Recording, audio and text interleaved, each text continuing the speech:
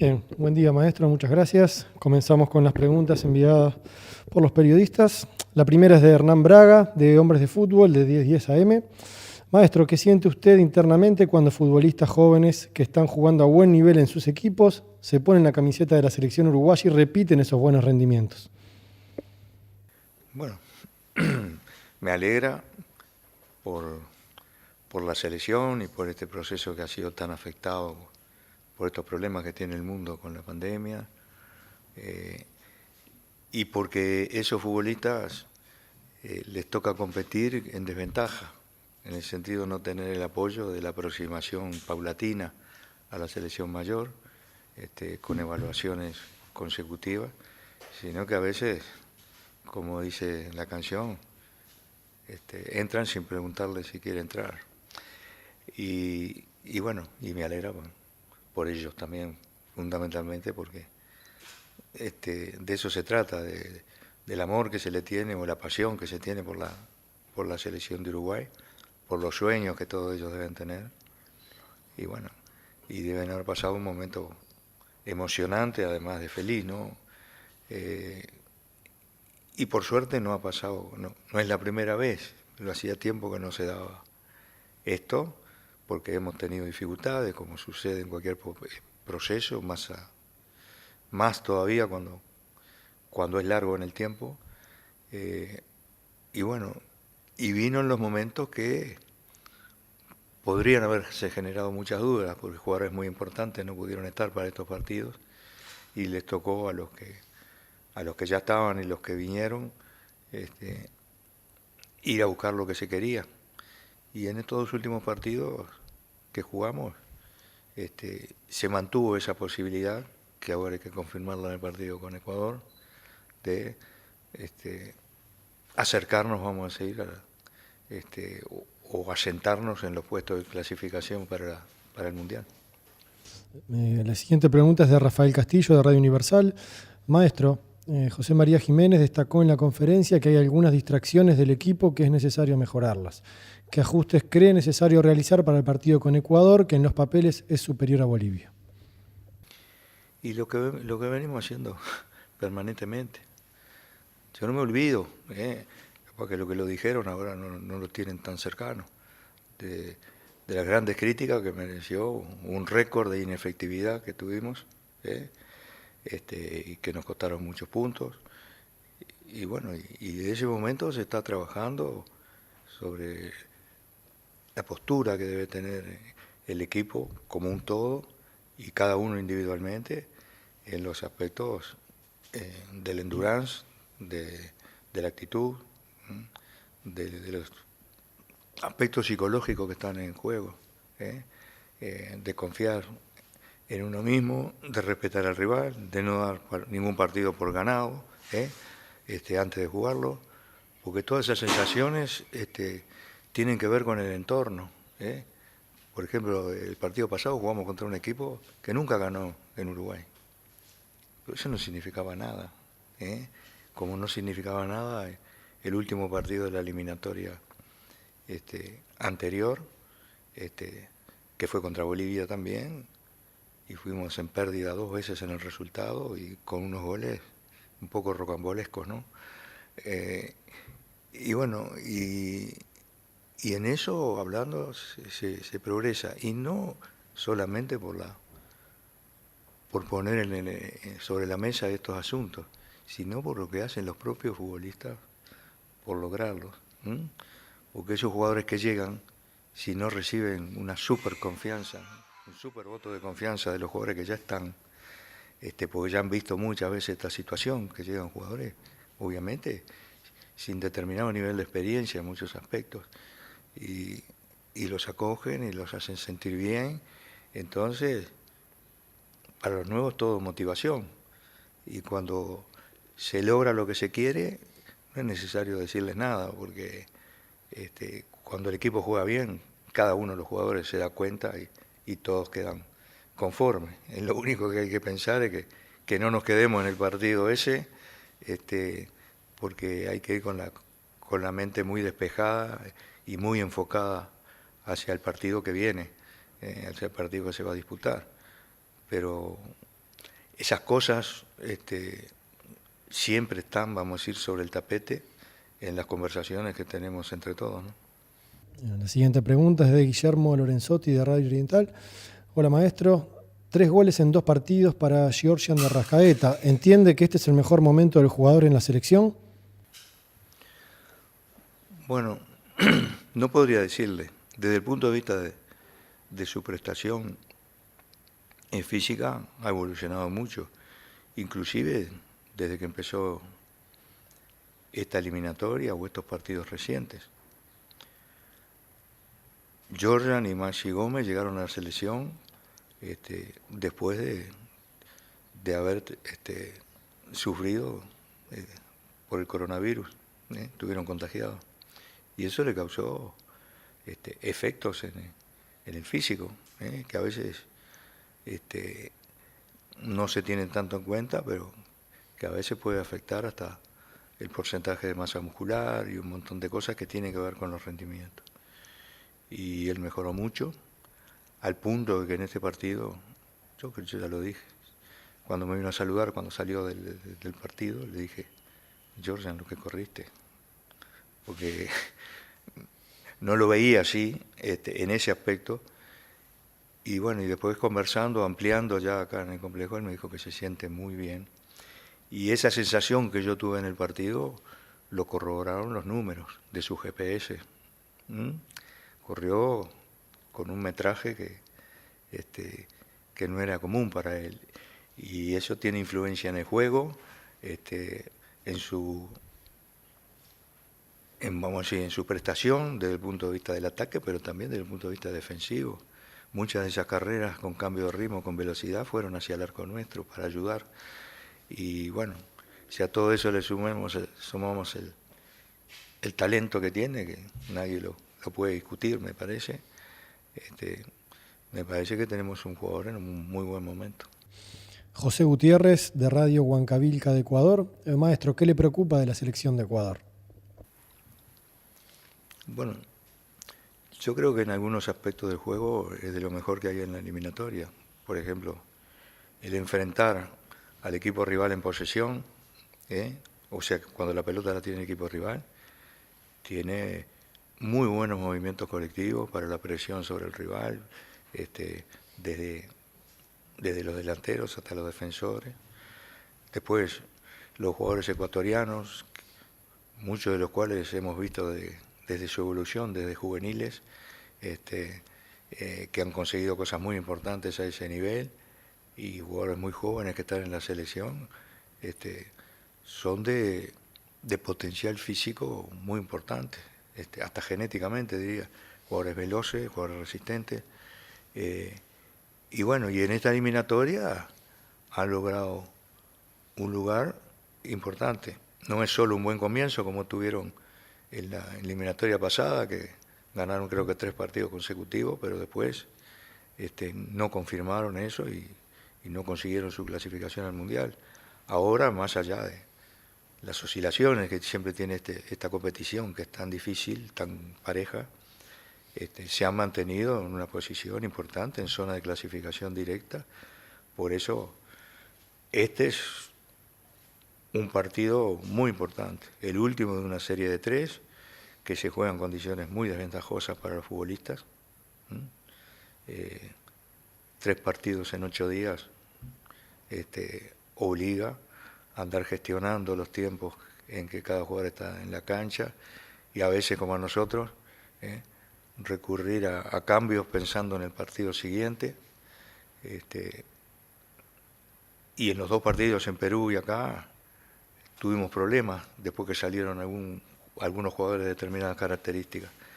Por suerte, este es el último de la serie, hemos tenido un día más, hemos trabajado mucho en la recuperación de los esfuerzos, y bueno, yo tengo la esperanza de que podamos mantener por más tiempo en el partido lo que hicimos en este primer tiempo, por ejemplo, del partido contra Bolivia. Manuel Jarovisky, de 13-0, de FM del Sol. Maestro, ayer en conferencia Josema Jiménez destacó que el equipo juega más adelantado. ¿A qué se debe este cambio? ¿A las características de los nuevos jugadores? No, siempre a las necesidades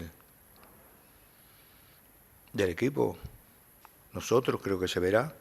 Cuando atacamos y perdemos la pelota, hacemos una presión inmediata, pero después el equipo se agrupa bien a partir de la línea central, cuando nos llevan para atrás. Y ese es un punto fuerte. Y bueno, y el equipo el otro día, aún en el segundo tiempo, cuando estaba en esa situación defensiva, salió muchas veces en contragolpe y tuvo opciones. Desde los goles que se hicieron al inicio del segundo tiempo hasta muchos otros que no se concretaron. Pero después vinieron este asunto de que cambió la fisonomía del equipo por su integración, y no es adjudicarle culpas a los que entraron, sino que hay ciertas características de futbolistas que quizás eran muy importantes para eso. Y algunos futbolistas, lo reconozco, que estaban muy bien en ese momento, fueron sustituidos por pensar en el partido siguiente. Casio Brian Rodríguez, que había tenido unos niveles de recuperación que no eran muy buenos, y bueno, tenemos la satisfacción de que se ganó el partido y que tenemos a los futbolistas en buenas condiciones, considerando las circunstancias, ¿no? Pero si alguno de esos futbolistas, como en el caso de Brian Rodríguez, capaz que hubieran permanecido más tiempo, podríamos haber hecho más daño en esa defensa. Rómulo Martínez Chenlo, de La Diaria. Buenos días, maestro. ¿Cuál fue su sentir personal cuando con el retorno del público a la cancha se completó la idea del espectáculo fútbol que hemos vivido toda la vida? ¿Y no cree que hay causalidad en que con la gente en las tribunas se haya redondeado una presentación tan buena que da sostén a las expectativas? Yo creo que sí, yo no tengo ninguna duda. Inclusive comentarios de algunos jugadores cuando llegaron al estadio que ya se sentían distintos, porque veían gente, veían niños, veían banderas. Eso motiva. Además, las repercusiones del juego del equipo, de las situaciones de gol, de los goles, necesitan de esa devolución que da el festejo del público. Cuando eso no sucede, bueno, se festeja entre los que están adentro de la cancha, pero no es lo mismo, no es lo mismo. Para mí, lo dije varias veces, el fútbol profesional sin público no es fútbol. Es una manera de atender ciertas cosas que tienen que ver con el fútbol profesional, la recaudación de dinero, los reglamentos, o sea, la clasificación a ciertos campeonatos, no interrumpir el fútbol es una cosa muy importante, pero el retorno del público es lo que supera todas las medidas que puedan hacerse, ¿no? Franco Saxelund, de Salimos.uy. Maestro, quizás pueda sorprender la cantidad de buenos jugadores que han aparecido en el Uruguay en el lateral izquierdo en los últimos años. En los 2 encuentros anteriores les dio la oportunidad a Joaquín Piquerés, quien rindió a gran nivel siendo un debutante. Más allá de que usted no adelanta equipos, ¿siente que tendrá que tomar una decisión difícil a la hora de elegir? ¿Y a qué se debe la aparición de jugadores de calidad en esa posición? ¿Tal vez a que nuestros clubes han buscado ese perfil en particular? No creo que tenga que tomar una decisión difícil, que ya la he tomado. Se verá cuál es en el día del partido. Y se analiza todo, todo lo que tiene que ver con este proceso de trabajo. Bueno, no quiero decir nada porque se puede inferir alguna pista y no quiero darla. Y además esto no es una competencia entre quien juega o no, sino de qué jugador le parece al cuerpo técnico que es el más adecuado para los objetivos del partido, como se hace siempre. De la situación general hemos buscado futbolistas del medio local que se adapten a lo que queremos. Había que tener o mantener el sentido de la oportunidad, porque el jugador hay que defenderlo. Caso Álvarez Martínez, vino porque no tuvo Cavani. Y ya, ¿por qué no lo habíamos citado antes? Pese a que el concepto que tenemos de él lo teníamos de antes. Y bueno, y después hay algunos jugadores que no se han podido incorporar, porque no hubo problema. Y lo voy a decir como una forma de alentarlo en su recuperación, Federico Pereira, de Liverpool. ¿Mm? Y bueno, y esa expectativa la tienen que mantener todos, y se basa en las ganas que se tienen. Y después cuando llegan acá se dan cuenta cómo es las cosas y bueno, y rinden. Eso lo pensamos mucho, no hay apuro. Los planteles son de 23 futbolistas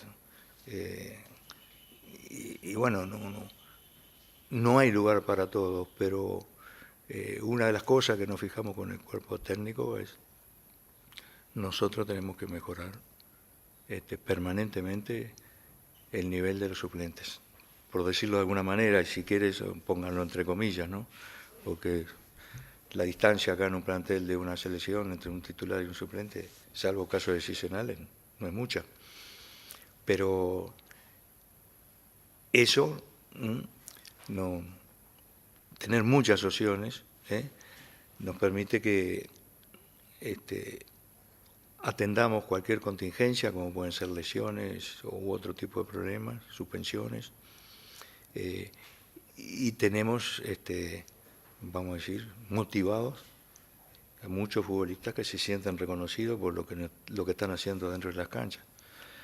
Por ahí tiene que ir la cosa, y por ahí también tiene que rehabilitarse los surtidores de esos tipos de jugadores, que son las divisiones juveniles, a nivel de clubes, como lo están haciendo, porque los futbolistas vienen de los clubes, pero también ya con ellos empezar un vínculo con la selección nacional desde los 13, 14 años, que vienen en una sub-15, y empezar a hacer un proceso que tiene todas esas cosas de que estoy hablando, se ven en los procesos juveniles, y bueno, desde que hicimos el proyecto estaba previsto eso, pero recién, a partir de, 2016, empezaron a verse en la realidad el pasaje de esos futbolistas juveniles a la selección mayor, y eso se ha mantenido. Lamentablemente ahora la suspensión de los torneos internacionales, la no existencia de la fecha FIFA, ha herido gravemente a todo esto, y bueno, entonces hay que mirar hacia el fútbol local, y tener futbolistas que jueguen, por supuesto, para su equipo, pero nosotros estamos atentos a las resonancias que tenga eso y a lo que pueda, digamos, aportarle cada futbolista a la selección. Una pregunta que quedó pendiente, maestro, es ¿a qué piensa usted que se debe la aparición de jugadores de tan buena calidad en el lateral izquierdo? Y bueno, yo qué sé, son empujes generacionales. Yo le diría eso, pero también le diría que en otras posiciones del equipo no aparecen en el medio local tan buenos jugadores. Y no quiero personalizar por razones obvias. Y a veces se dan. Y esos dos futbolistas que en este momento están en la selección, pasaron por los procesos de selecciones juveniles, Matías Viña más como defensa central, en los inicios, y Joaquín Piqueré como un volante creativo. Y bueno, es mérito de sus equipos o de la gente que los ubicó ahí, de los entrenadores que han tenido, de los progresos, y después que cuando vienen a la selección dan la talla en el sentido que con sus actuaciones dice acá estoy yo.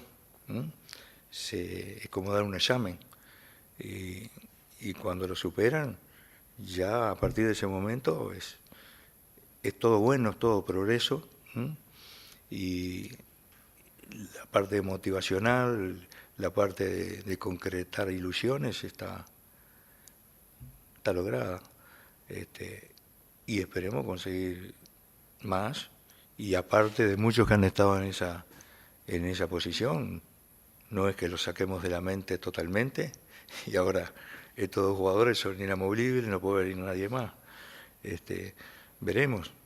Siempre hay que confiar que, aún para uno como entrenador, que aparezca otro que lo supere y haga las cosas mejor en la función. Bien. Y la última pregunta, maestro, es de Matías Montero, de Fútbol con Pasión. ¿Cómo cree que puede influir el debut de Agustín Álvarez o de Manuel Ugarte en los jóvenes de nuestro país que están día a día luchando por ese lugar tan soñado en la selección? Y bueno, quizás la respuesta la da Ugarte. Estuve hablando con él después, tenía mucha emoción. Y hablé con él y me dije, cuando era niño yo soñaba con esto, pero soñaba totalmente. Y en este momento que tuve unos minutos, jugué un partido, debuté en la selección, miro la tribuna y están mis padres llorando y gritándome. A mí me emociona también, porque eso es la diferencia que tenemos muchos países, sobre todo los de cultura futbolística, que cada vez son más en Sudamérica, pero los de punta son Brasil, Argentina y Uruguay, en donde el fútbol es tan importante en la identidad nacional. Y bueno, y por ahí pasa la cosa, el transmitirse de padres a hijos que van fomentando esa pasión por el fútbol, y bueno, y después cuando logran, quizá para ellos lo máximo,